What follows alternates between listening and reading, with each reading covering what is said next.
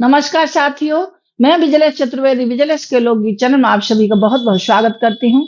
प्रयागराज में जो महाकुंभ लग रहा है, महाकुंभ में सभी सनातनी को डुबकी लगानी चाहिए, जाकर सभी हिंदू भाइयों को जाना चाहिए। ये विश्व का, ये दुनिया का सबसे बड़ा मेला हम हिंदू धर्म का है, वहाँ सभी को जाना चाहिए। लेकिन प्रयागराज में जाने से पहले, कुंभ में जाने से पहले कुछ बातों का रखें ध्यान। और क्या-क्या घर से ले जाना चाहिए, कैसे गंगा माँ में स्नान करना चाहिए, क्या-क्या दान कर सकते हैं, ऐसी मैं इस वीडियो में जानकारी लेकर आई हूँ। अगर हमारे चैनल पर आप नए हैं तो चैनल को सब्सक्राइब कर लीजिए और अगर वीडियो अच्छी लगे तो वीडियो को लाइक करें, अपने रिश्तेदारों में, भाइयों में, परिवार में इसे शेयर भी करें। जो वहाँ प्रयागराज में जाओगे तो वहाँ गंगा माँ, सरस्वती माँ और यमुना माँ तीनों का संगम है। ऐसा संगम कहीं भी नहीं है। ये संगम केवल प्रयागराज में है। यहाँ जो गंगा यमुना सरस्वती माँ तो है ही, लेकिन दुनिया से कोने-कोने से हमारे सभी तीर्थ वहाँ प्रयागराज में महाकुंभ में मौजूद होते हैं। सभी आते हैं, देवी देवता आते हैं, सभी संत आते हैं। इसलिए वहाँ जाने से पहले अपने मन को शुद्ध करके जाएँ, पवित्र करके जाएँ। क्योंकि वहाँ जो हो माँ, बेटियाँ, बहन जो भी हैं, सभी में परमात्मा नज़र आते हैं। सभी को जो है परमात्मा के रूप में देखना चाहिए। ये मेला एक खिलौना खरीदने का मेला नहीं है।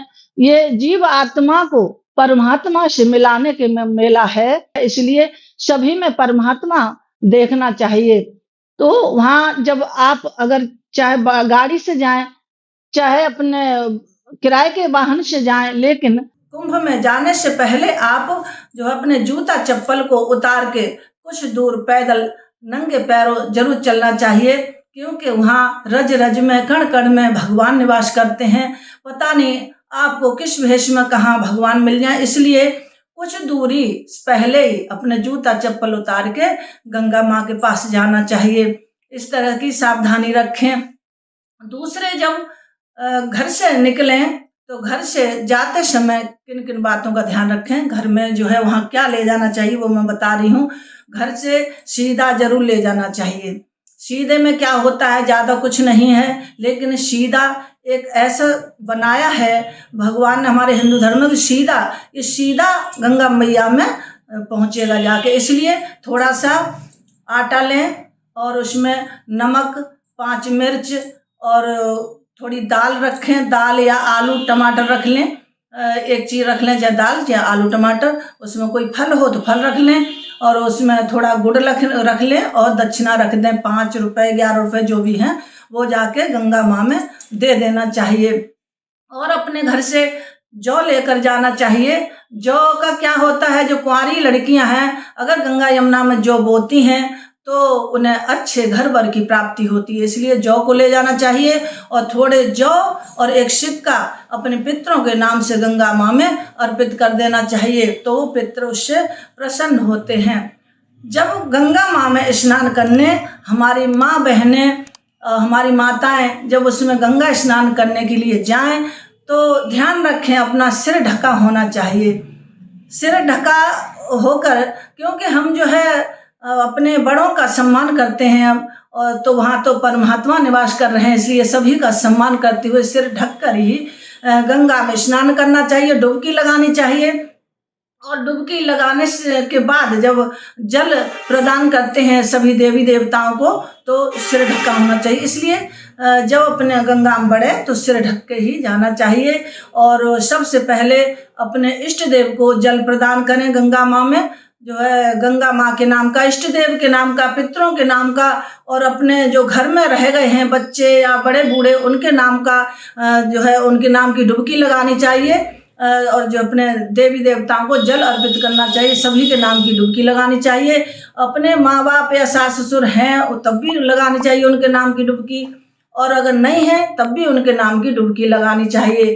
तो इससे उन्हें प्रसन्नता मिलती है, पुण्य मिलता है। उन्हें पुण्य मिलने से आपका पुण्य घटेगा नहीं, आपका पुण्य और बढ़ेगा। इसलिए सबके नाम की डुबकी लगानी चाहिए और जल प्रदान करना चाहिए।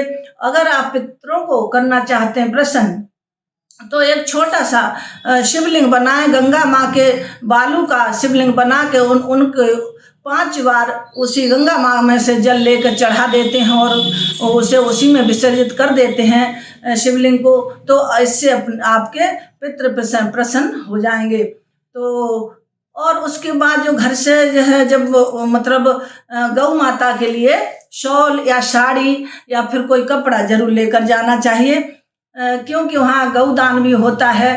तो गौ की जो पूछ पकड़वा के वहाँ पंडा लोग या पंडित लोग रहते हैं, वो पूछ पकड़वा के कुछ पैसे दक्षिणा रख के गौ दान कराते हैं।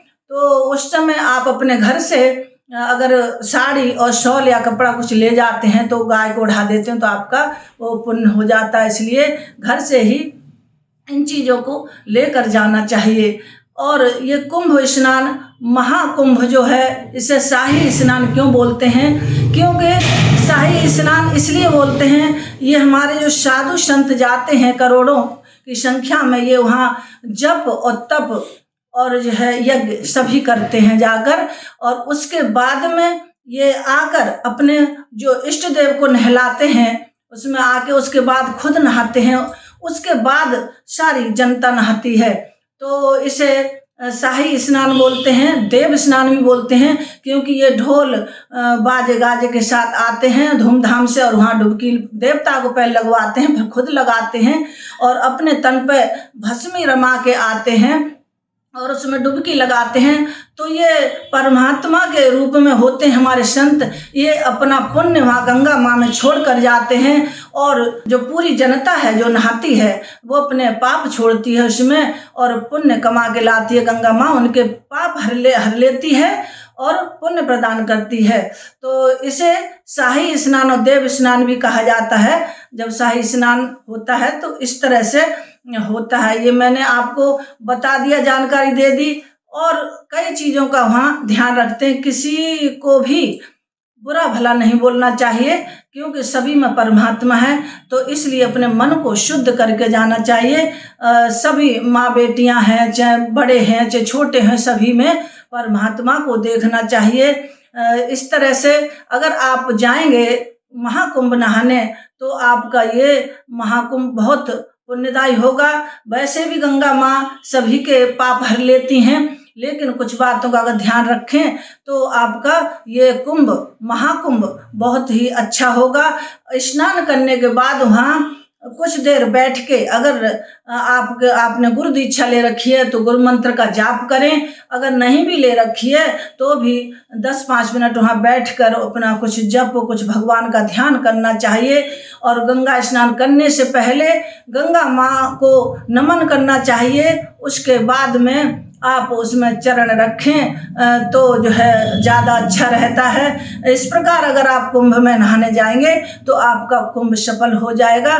क्यों पड़ता है ये 12 साल में कुंभ और 6 साल में 12 साल में जो कुंभ पड़ता है, वो इसलिए पड़ता है कि समुद्र मंथन के समय जो है देवता और दानवों ने जब समुद्र मंथन किया था तो उसमें 14 रत्न निकले थे। उसमें एक अमृत का कलश भी निकला था, कलश को कुंभ कहा जाता है। इसमें जो दानवों ने सोचा कि हम इस अमृत को पान कर लें तो वो अमर हो जाएंगे, इसलिए छीना झपटी में जो 4 जगह कुछ बूंदें टपकी, 4 जगह जो है, जैसे प्रयागराज में, हरिद्वार में, नासिक में और उज्जैन में, ये 4 जगह ऐसा जैसे युद्ध सा हुआ तो वो कुंभ छलक गया और बूंदें गिर गईं, तो वो मतलब अमृत की बूंदें गिर गईं। तो वो इस समय आता है जब कुंभ में अमृत छलका था, इसलिए उसी समय ये महाकुंभ पड़ता है। इसलिए इस जल को अमृत समझना चाहिए। और ब्राह्मण को जो अमृत पान उसमें करते हैं गंगा स्नान में, गंगा स्नान करने के बाद उसी में थोड़ा सा अमृत पान करना चाहिए। अपने मुख में आचमन करें। आचमन ब्राह्मण को इस प्रकार करना होता है, जैसे थोड़ा सा जल, और इतना जल लें, आचमन करें जो अपना यहाँ तक पहुँचे जल, इतना स्नान ब्राह्मण को करना चाहिए। तो जो है सीधा अमृत की प्राप्ति होती है। अमृत ही उस दिन शाही स्नान वाले दिन, ये माह के महीने में 2025 में प्रयागराज में जो सबसे सबका राजा कहा गया है, सब तीर्थों का, वहाँ जाएं और डुबकी लगाएं, अमृतपान करें। ऐसी जानकारी मैंने, जो मुझे पता थी, मैंने दी है आपको। अगर आपको अच्छी लगी हो तो वीडियो को लाइक करें, शेयर करें और कमेंट में जय त्रिवेणी माँ लिखें।